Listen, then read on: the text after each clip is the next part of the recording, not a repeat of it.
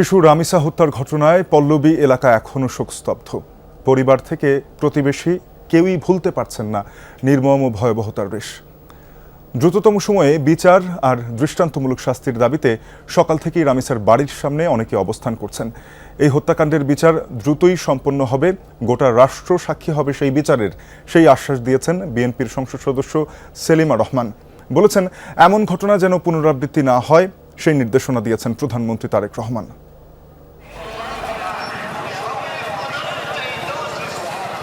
দেশজুড়েই শিশু রামিসা হত্যাকাণ্ডের শোক আর ক্ষোভ। প্রতিবাদে সংহতি জানাতে পল্লবীর বাসার সামনে ঢাকা ও ঢাকার বাইরে থেকে এসেছেন সাধারণ মানুষ।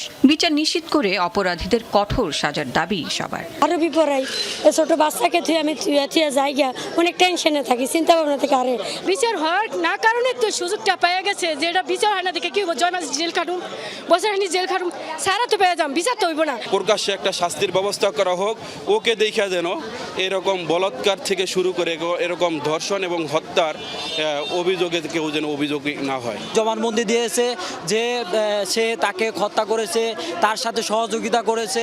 তারপরও আমরা কিসের জন্য এখনো আমরা কালক্ষেপণ করছি? কার্যকর বিচার নেন যাতে কোনো দর্শক জামিনে না বের হতে পারে। রামিসার পরিবারের সাথে সমব্যথী হতে ব্রাহ্মণবাড়িয়া থেকে এসেছেন কন্যা হারানো আরেক পিতা মোহাম্মদ সাদেক। জানান, 6 বছরের মেয়ে নিশাদকে ধর্ষণের পর হত্যা করা হয়। আসামি গ্রেফতার হলেও অভিযোগপত্র দেয়নি পুলিশ। বিচার চান নিজ সন্তান হত্যারও।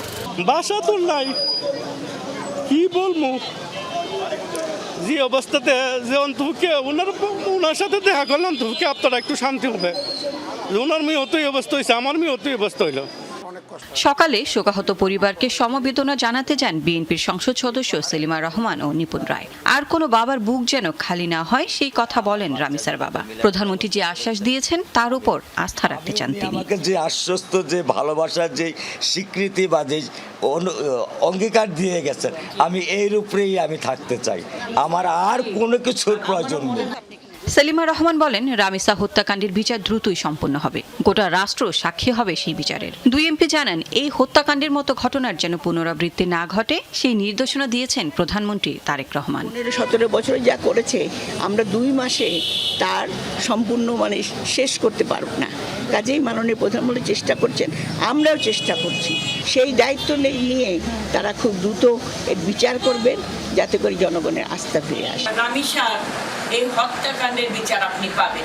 এই রামিসা হয়তো আমাদের কাছে ফিরে আসবে না, কিন্তু এই রামিসাকে কেন্দ্র করে আরো শত শত রামিসার জীবন রক্ষা পাবে। হত্যাকারী দৃষ্টান্তমূলক শাস্তির দাবিতে আন্দোলনে নেমেছেন বিভিন্ন শ্রেণী, পেশা, বয়সের মানুষ। শিশু নিরাপত্তা নিশ্চিত আর বিচার বিভাগের প্রতি মানুষের আস্থা ফেরাতে দ্রুত বিচারই এখন সবচেয়ে বড় প্রত্যাশা। Lovely Bithi, Jamuna news, Dhaka.